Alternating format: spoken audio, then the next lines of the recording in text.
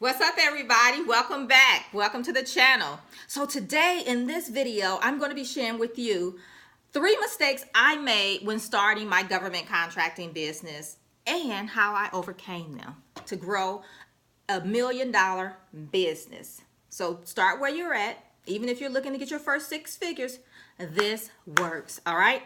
So, I forgot to tell you, make sure you subscribe. Hit the subscribe button and the little bell button so you can get notifications when I put out new videos all around government contracting, how to grow your business, win contracts, put bids together, proposals, all of that great stuff. So make sure you stick around, and the only way to do that is to subscribe. All right, so make sure you do that. And by the end of this video, you're going to know 3 mistakes that I made and overcame to grow my business, to make it successful in government contracting. And I'm probably not the only one making these mistakes. So make sure you check them out and learn how, if you're doing the same thing, you can correct them. So here's a little background on this. I started my government contracting business back in 2005. So a while ago. And here's what it was. The first couple years, it just felt like it was hustle, hustle, hustle. I swear to God, I just rolled out of bed, went through the day-to-day of running the business, trying to grow it, taking care of family in between, of course, but rolling out of bed, working all day until I went to bed at night and I felt like I rolled back in bed. I mean, literally, I felt like this is what I did. I rolled out of bed working and I rolled into bed working, and that was just the cycle for a very long time until I learned to do better, okay? You don't know what you don't know, all right? Another thing I did is just being everywhere, doing everything. I mean, I felt like I had to do it all and I needed to know it all. And Google was my best friend. So I thought, because Google will have you all over the place when you don't know how to sequence things together. So that's what we're going to overcome today. So today in this video, remember, I'm sharing with you mistake number 1 of 3 that I made and how to fix them. All right. The first mistake I made is saying yes to everything. Are you a yes man? Yes woman? I was. All right. So I was saying yes to everything. Bidding everything. If something came out and it looked good, I was bidding it. If projects were coming my way and someone said, hey, can you bid this? Yes, I sure can. Right?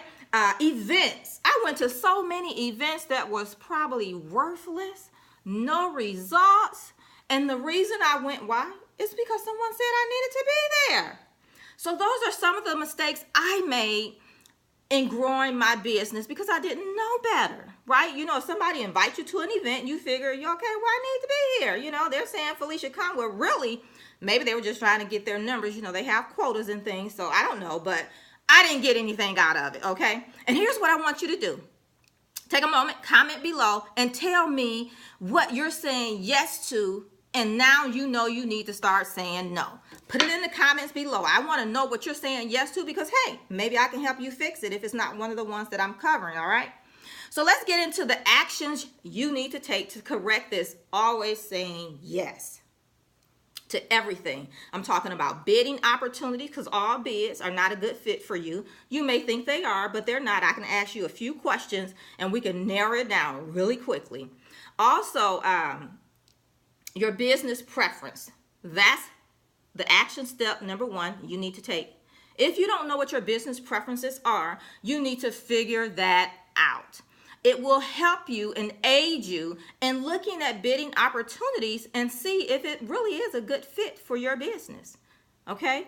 Number 2, you need to have goals. What are your goals for your business? Where are you trying to take your business? That'll help you in the bidding process, on the projects you take, and even events, networking, information sessions, industry days, all of that stuff. It'll help you determine which ones to attend, and you can easily have a go, no-go mentality. Go means it's a good fit for you. No-go means, not today, okay? The third thing you want to have is a plan. Plan. And what you're planning for is opportunities. So if you put a plan in place, you can go out and find opportunities that are right for you and your business and that supports the goals that you have for your business. So let's recap really, really quickly. Here's what I shared with you. The number 1 mistake that I made out of 3, because this is a 3-part series, but the number 1 was saying yes to everything. And I've shared with you how to fix that, right? Have business preferences in place. It doesn't take you long to do that. Know what your goals are. Know what a go, no go looks like for you. Also create a plan for going out to find the opportunities for your business that supports your business goals. Not only for today, but for where you're trying to take your business. We always want to look at anywhere from 18 months to 2 years, because it takes time to build momentum. As I say, consistency builds momentum. Momentum builds cash flow. So you want to have it out for a period of time so that you can implement. All right. So if you haven't already, don't forget, subscribe down below. I want you to hang out with me and get all this juicy information. Okay. So make sure you hit the subscribe button. All right. So that's mistake number 1. Make sure you come back next week. Mistake number 2. All right. So until then, make it a game changer. Bye for now.